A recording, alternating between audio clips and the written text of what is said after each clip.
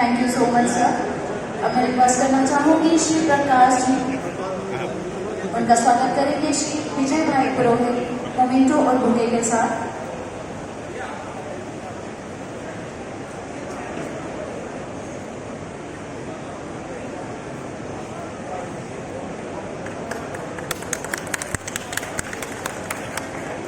Thank you so much sir.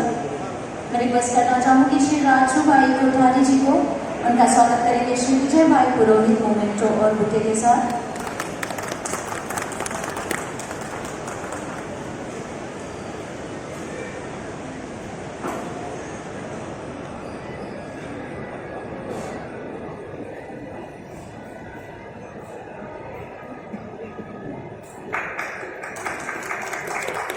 Thank you so much sir.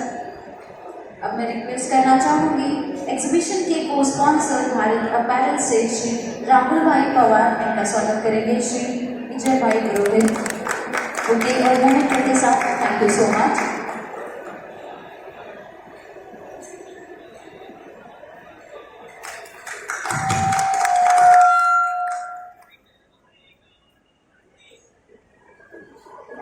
Thank you so much sir. अब मैं request करना चाहूँगी GH textile से श्री के बाबूलाल जी पुरोहित, इनका स्वागत करेंगे श्री विजय भाई पुरोहित बुके और मोमेंटो के साथ।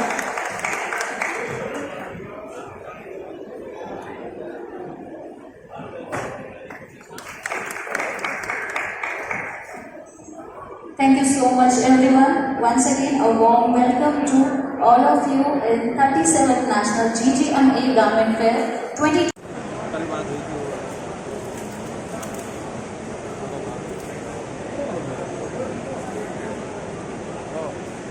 Congratulations everyone.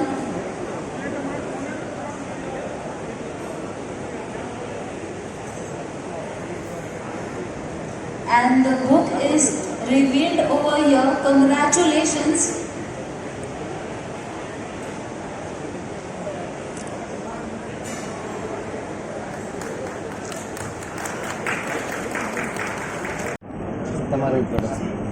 મારું નામ વિજય પુરોહિત છે, હું આ ગુજરાત ગાર્મેન્ટ મેન્યુફેક્ચર એસોસિએશનનો પ્રેસિડેન્ટ છું।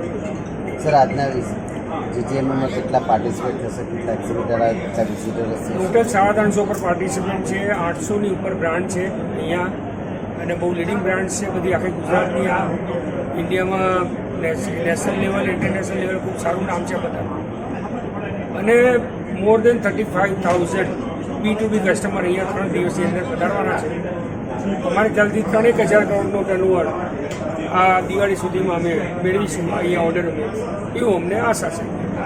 સર લાસ્ટ પહેલાં કેટલો બિઝનેસ અને કેવી રીતે કઈ નવી પ્રોડક્ટ કે કેવી રીતે લોકો આવે છે, કયા અહીંયા અમદાવાદની અંદરમાં મોસ્ટલી આપ સમજો તો મેન્સ વેરનું બજાર મૂકવું, cotton pants, denim shirts, children shirts, children denim, cotton pant ચિલ્ડ્રનના, એટલે મેન્સનું ગઢ મોટું છે ગાર્મેન્ટ ઇન્ડસ્ટ્રીમાં, અને લેડીઝનું બી છે સારું, પણ આઈ થિંક મેન્સનું સૌથી મોટું સેક્ટર, આ દેશનું નંબર 1 હોય મેન્સ માટે તો અમદાવાદ છે।